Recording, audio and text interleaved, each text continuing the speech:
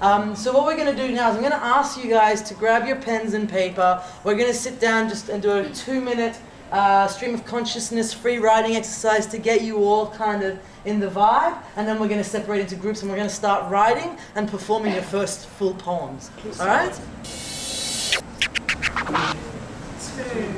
1, pens down. Alright. So now we're going to separate you into 2 groups, okay? And we're going to start to write our first solo poems. So can you bring your pen and paper?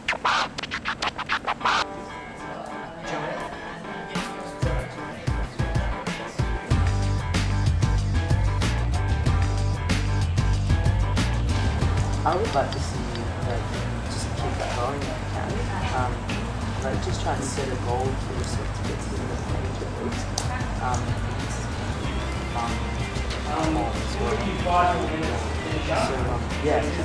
Keep that going and just trying to explore that more, because we all have the giant inside us. We've all got the not so giant.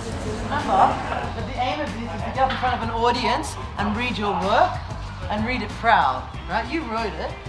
It's your story. It's something that you like, it's something that you've experienced, or some form of expression, even if you haven't lived it, right? It'll be something you want to live. You should be proud of those, because we're all equal in that way. All our stories, everything that we share is equally important as the next. I need the bravest individual in this group to put their hand up to go first, okay? That's right. All right, Delia, let's remember to project your voice. Giant goals, giant dreams. Problems disappear, caring is the thing. So,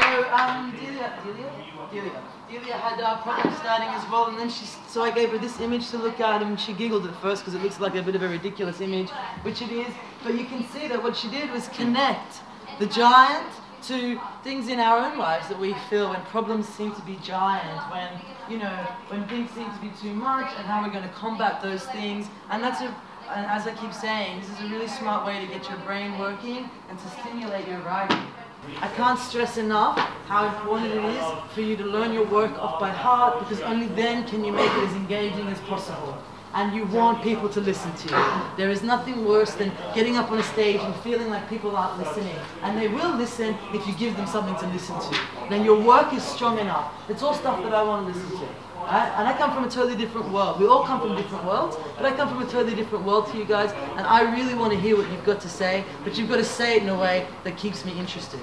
I just want to quickly talk about a couple of things before you all go on your way.